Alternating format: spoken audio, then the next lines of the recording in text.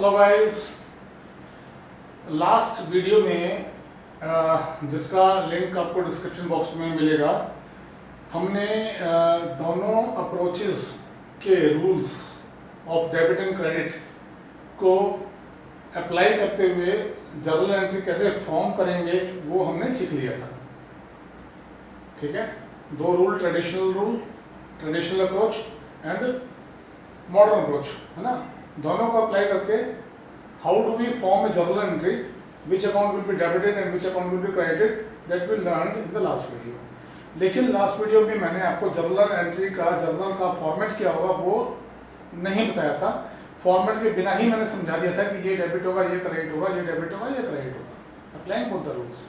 आज हम बात करते हैं जर्नल के फॉर्मेट की। जर्नल, जैसा कि आप जानते हैं, जर्नल हमारा बहुत ही इंपॉर्टेंट स्टेप है अकाउंट्स में, क्योंकि रिकॉर्डिंग जर्नल से शुरू होती है। ओके, और जर्नल के मैंने बताया था कि there are different types of journal, cash book, purchase book, sales book etcetera. लेकिन शुरुआत में जब हम सीखते हैं तो हम जर्नल प्रॉपर सीखते हैं कि जो जर्नल प्रॉपर होता है उसमें पहले हम कैसे जर्नल एंट्रीज को रिकॉर्ड करेंगे। एंड जो जर्नल प्रॉपर होता है बेसिकली उसमें हम हर एक तरह की एंट्री, चाहे वो कैश बुक की हो चाहे परचेज बुक की हो, वो भी रिकॉर्ड कर सकते हैं। ओके, तो जब वॉल्यूम ऑफ ट्रांजैक्शंस बहुत ज़्यादा नहीं होता है तो कैश बुक, परचेज बुक या सेल्स बुक अलग अलग नहीं भी बनाते और हम जर्नल लिखते हैं, और जर्नल से फिर हम सीधा लेजर में पोस्टिंग करके उसको क्लासिफिकेशन वाला काम कर लेते हैं। ठीक है, तो जब हम जर्नल रिकॉर्ड करते हैं तो पहली बात तो हमने ये बात की थी, जर्नल में जो भी एंट्रीज होती है वो क्रोनोलॉजिकल ऑर्डर में होती हैं। ओके, डेट वाइज होती है। जो आज ट्रांजैक्शन है वो आज रिकॉर्ड करेंगे, कल वाली को कल करेंगे, जिस डेट में जो ट्रांजैक्शन होती रहेगी वो रिकॉर्ड करते रहेंगे, पहली बात। फिर दूसरी बात थी कि डेट में भी जो ट्रांजैक्शन पहले होती है वो हम रिकॉर्ड करते रहते हैं in order of their occurrence. ठीक है, तो पहले तो जर्नल का फॉर्मेट देखते हैं। जर्नल का फॉर्मेट में क्या होता है, सबसे पहले डेट होता है लेफ्ट साइड में, डेट कॉलम। इस कॉलम में हम डेट लिखते हैं। ओके, देन पर्टिकुलर्स में we write the journal entry, particulars में we write the journal entry. Okay, then is LF. this LF means ledger folio. जैसे हमने बताया था, हर कॉमन नेचर की ट्रांजैक्शन को हम लेजर में एक अलग प्लेस पर टी शेप फॉर्मेट में हम उसको ग्रुप कर लेते हैं। Okay, all the transactions of common nature are grouped in a book called ledger at one place in T shape format. जो टी शेप फॉर्मेट होता है उसको हम अकाउंट बोलते हैं।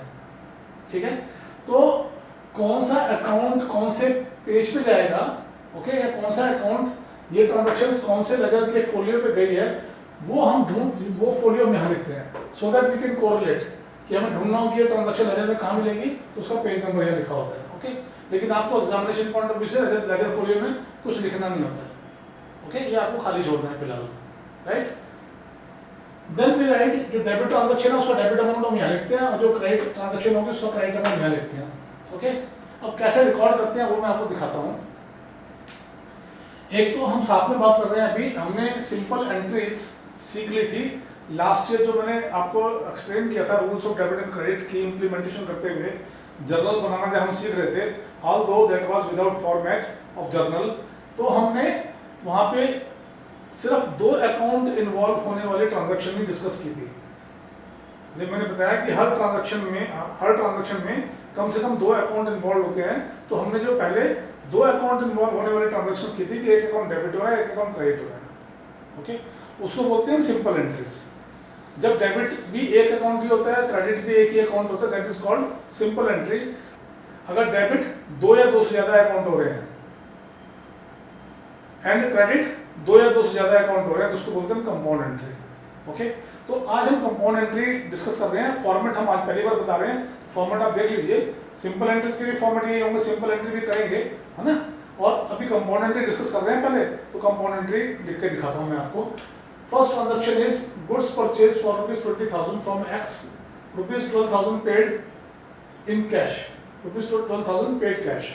ओके, तो 20,000 की गुड्स खरीदी, तो हमने डिस्कस किया था जो परचेज अकाउंट है वो ट्रेडिशनल अप्रोच के अकॉर्डिंगली नॉमिनल अकाउंट होता है। तो नॉमिनल अकाउंट को नॉमिनल अकाउंट में परचेज को एक्सपेंस मानते हैं, डेबिट ऑल एक्सपेंसेस, तो परचेज अकाउंट को हम डेबिट करेंगे, परचेज अकाउंट को डेबिट करेंगे। ओके, तो मॉडर्न अप्रोच में भी परचेज अकाउंट को हम एक्सपेंस मानते हैं, तो वहाँ पे भी हम एक्सपेंस का इंक्रीज डेबिट करते हैं, तो परचेज कर रहे हैं आप गुड्स, तो ये परचेज हमारा इंक्रीज होगा, दैट मींस एक्सपेंस इंक्रीज होगा, तो we debit purchase account. Okay, तो we write from the left side. Okay, तो लेफ्ट साइड में लिखते हैं हम purchase account debit, purchases account, and on the extreme right we write debit. Okay, ये लिखते हैं। देन अब क्रेडिट क्या करेंगे हम? क्रेडिट जो भी हमने करना है, पहली बात तो ये समझना है कि हमें 2 लिखना है और यहाँ से 2-3 लेटर छोड़ के लिखना है, तो लेफ्ट साइड में स्पेस छोड़ना है।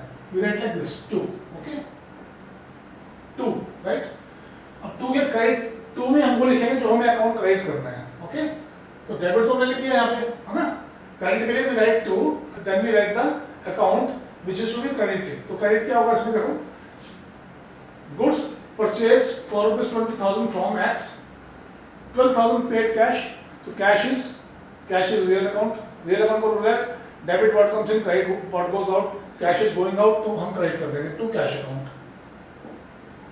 कितना गुड्स परचेज किया था हमने? 20,000 का।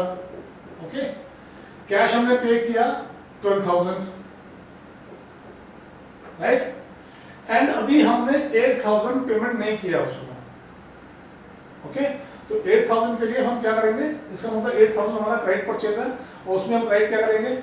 अगर हम ट्रेडिशनल अप्रोच लगाएंगे तो x इज द गिवर, तो हम 2x करेंगे।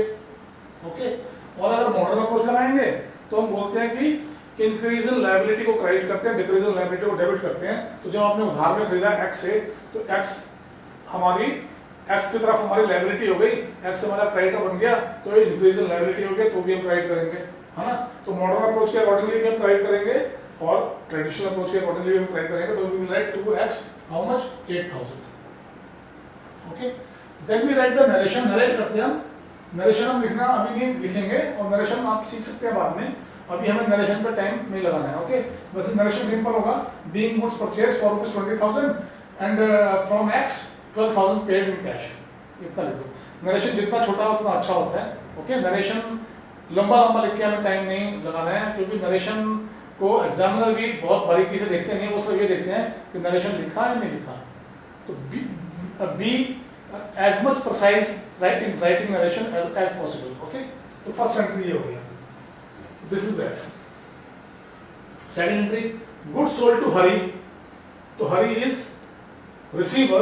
Okay, पहली बात, goods sold to Hari, ₹8,000 received immediately. Okay, एक तो आप सोचो कि हमें पैसा कितना मिला? 8,000 मिला। Debit what comes in, cash is coming in, तो we write cash account debit. Debit what comes in, cash is coming in, तो कैश आ रहा है 8,000 रुपए, राइट। और क्या हो रहा है? जो रेस्ट ऑफ द अमाउंट है 2,000 हरी हमको अभी दे नहीं रहा, तो either we say Hari become our debtor, Hari became our debtor. Debtor बनेगा तो हमारी असेट्स बनेगी, वो असेट्स इंक्रीज होगी, तो असेट्स का इंक्रीज हम डेबिट करते हैं।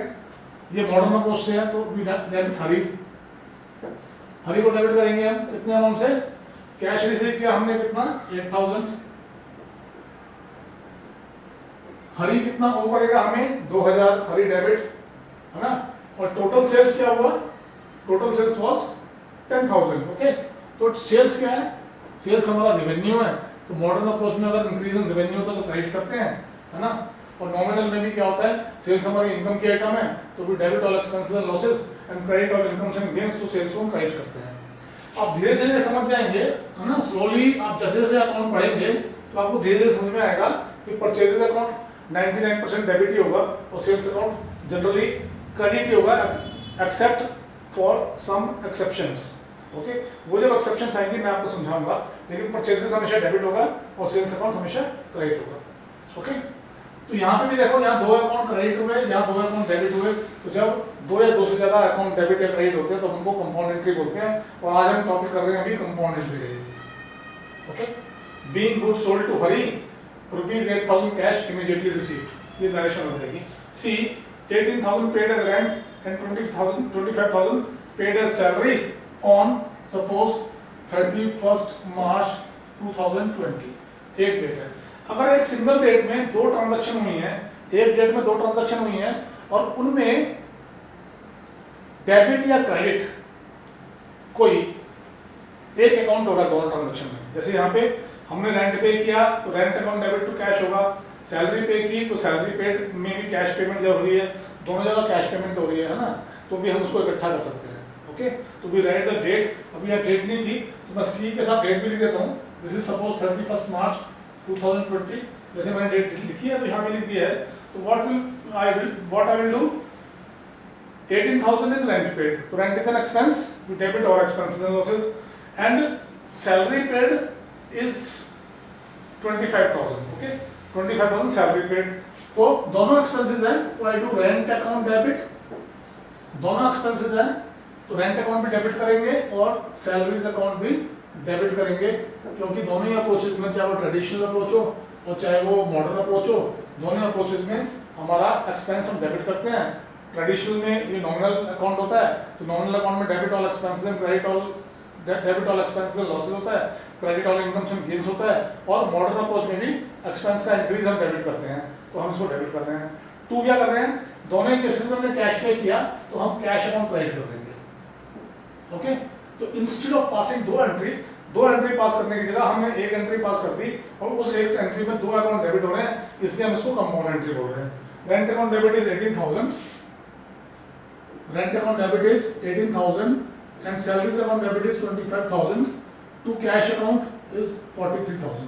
ओके, एक चीज आप देखेंगे, यहाँ भी मैंने अकाउंट लिखा, यहाँ भी अकाउंट लिखा, यहाँ भी अकाउंट लिखा, यहाँ भी अकाउंट लिखा, यहाँ भी अकाउंट लिखा ना, यहाँ अकाउंट नहीं लिखा, ओके, और यहाँ अकाउंट नहीं लिखा। ओके, तो ये समझना है आपको कि पर्सनल अकाउंट में अकाउंट लिखने की जरूरत नहीं होती है। जहाँ राम श्याम हरि घनश्याम सोहन मोहन जब होता है तो वहां पे आप अकाउंट लिखने की जरूरत नहीं है। जस्ट राइट टू हरि, या डेबिट हरि करना तो हरि, है ना, टू एक्स, ये X was a personal account. Okay, right, then comes cash paid to X rupees 7,500, no D cash received from Hari rupees 1,900, rupees 100 allowed as discount. अब हरि को हमने क्या किया था, हरि को हमने माल बेचा था 20,000 का, 10,000 का, सॉरी, हरि को हमने गुड्स बेची थी 10,000 की, 8,000 उसने पेमेंट कर दिया था और 2,000 उसने पेमेंट अभी नहीं किया था। ओके, 2,000 पेमेंट नहीं किया था, 2,000 ड्यू था। तो वो क्या कर रहा है, हरि क्या रहा है कि उसने 1,900 दे दिया और हमने उसको 100 रुपये डिस्काउंट दे दिया। ओके, तो ये अब आपको इसमें क्या हुआ, देखो कैश डिस्काउंट भी कवर हो रहा है, मैंने लिखा है cash discount and trade discount, तो this is called cash discount.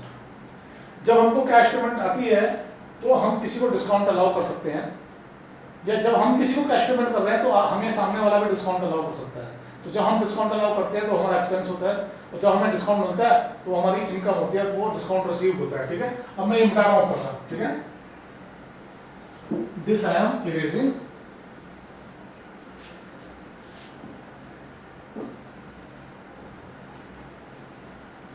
दो एंट्री मैंने मिटा दी है। ओके, तो आपने क्या किया, हरि से आपको 2,000 मिलने थे, तो उसने हमें दिया कितना, उसने दिया हमें 1,900 डी।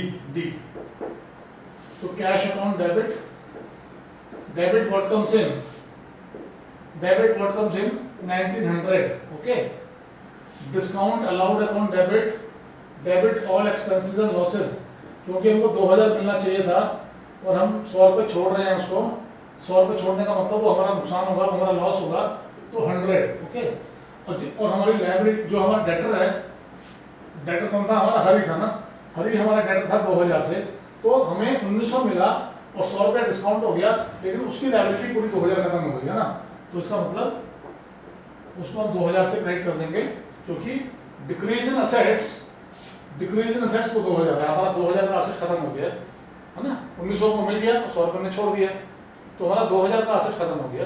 तो डिक्रीज इन असेट 2,000, ये मॉडर्न अप्रोच है। And amount is given by Hari, तो Hari is the giver, Hari को हमने क्रेडिट कर दिया।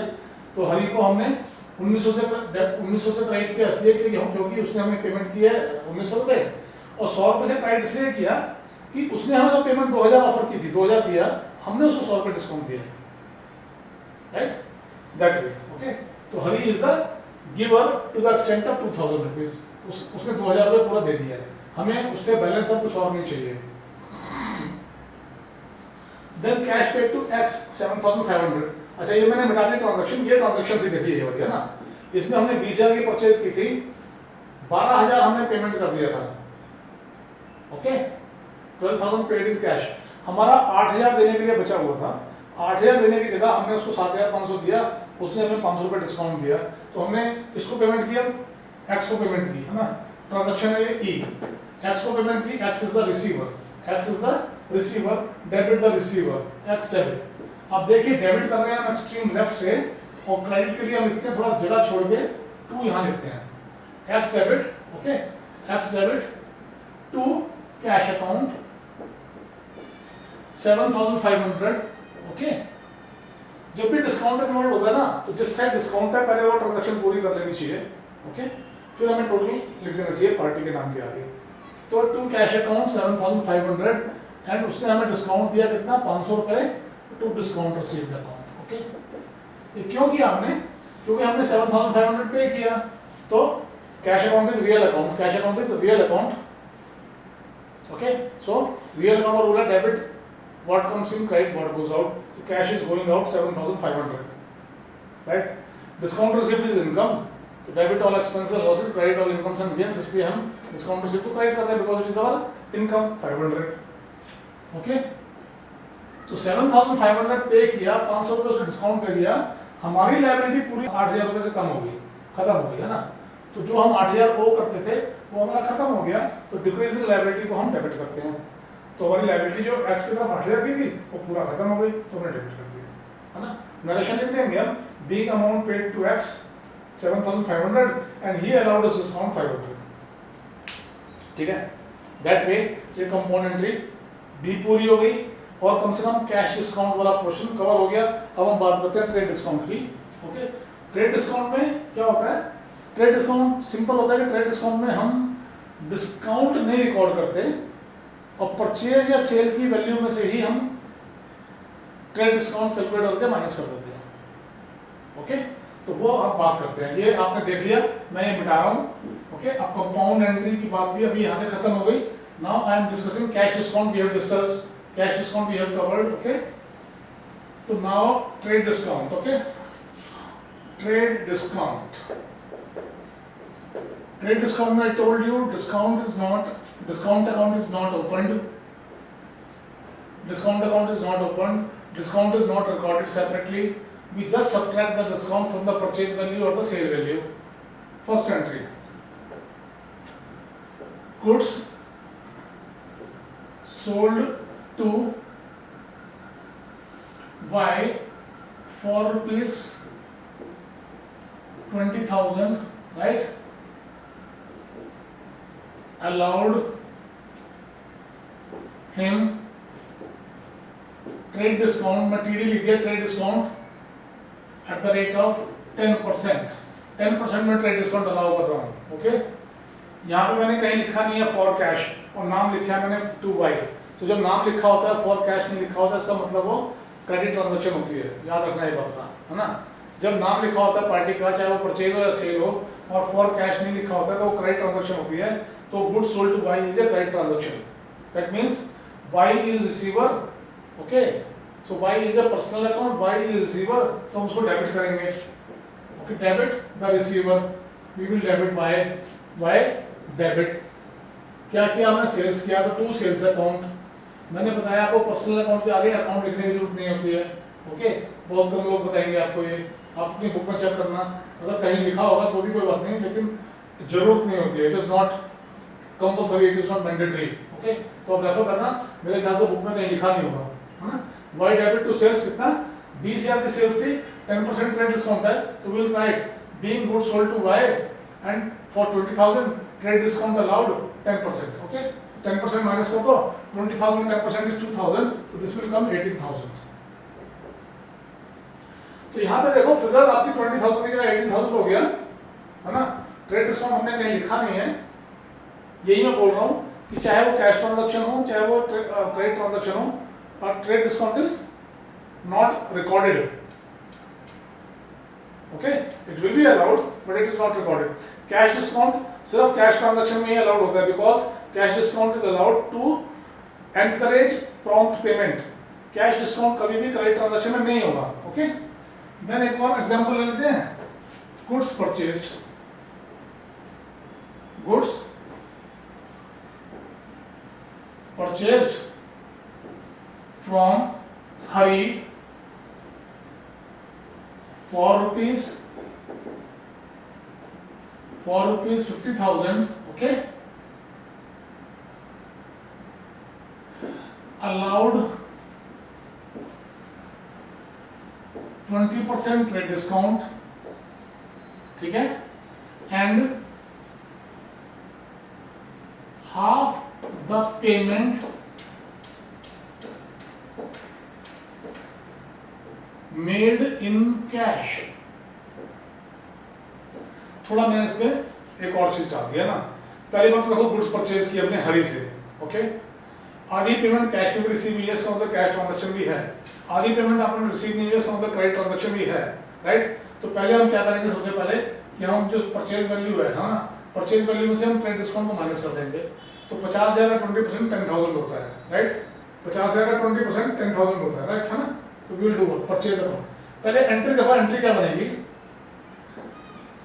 परचेज तो हो ही रहा है ना, परचेज अकाउंट डेबिट, आधी पेमेंट कैश में भी की है तो टू कैश अकाउंट भी होगा, ओके। परचेज अकाउंट डेबिट होता है हमेशा, क्योंकि परचेज एक्सपेंस है and expenses are debited, right. Cash is going out तो कैश रियल अकाउंट है, debit what comes in, credit what goes out, तो कैश इज गोइंग आउट तो कैश अकाउंट क्रेडिट हो गया, ठीक है। और जो हमने आधा पेमेंट नहीं किया उसके लिए हम क्या करेंगे, क्रेडिट द गिवर। परचेज किससे कर रहे हैं हम, हरी से, तो हरी को क्रेडिट कर दो क्योंकि he is the giver of the goods. दूसरी बार मॉडर्न अप्रोच होगी तो क्रेडिट इंक्रीज लायबिलिटी, हरी से हमने खरीदा पेमेंट नहीं किया तो हमारी लायबिलिटी बढ़ रही है, तो भी हमें हरी को क्रेडिट करना है, तो राइट टू हरी। ट्रांजैक्शन तो ये होगी, ठीक है। अब हमें देखेंगे, मैंने बताया कि जो ट्रेड डिस्काउंट होता है उसको हम परचेज की वैल्यू या सेल्स की वैल्यू उसमें से माइनस कर देते हैं। तो 50,000 का 20% होता है 10,000 माइनस कर दो तो इट विल बिकम 40,000। पहले ऐसे सिंपल रखना है। तो ट्रेड डिस्काउंट में हमेशा, ट्रेड डिस्काउंट में परचेज की वैल्यू हो या सेल्स की वैल्यू हो, जो भी वैल्यू है उसमें से पहले ट्रेड डिस्काउंट माइनस कर दो, उसके बाद देखो बाकी क्या करना है। अब हमने 40,000 की परचेज की क्योंकि हमें 20% ट्रेड डिस्काउंट मिला था, उसने बोला आधी पेमेंट हमने कैश में कर दी, तो हमने 40,000 का आधा क्या होता है 20,000 कैश में पे कर दिया, और 20,000 जो नहीं किया उससे हमारी लायबिलिटी इंक्रीज हो गई, तो हमने हरी को क्रेडिट कर दिया।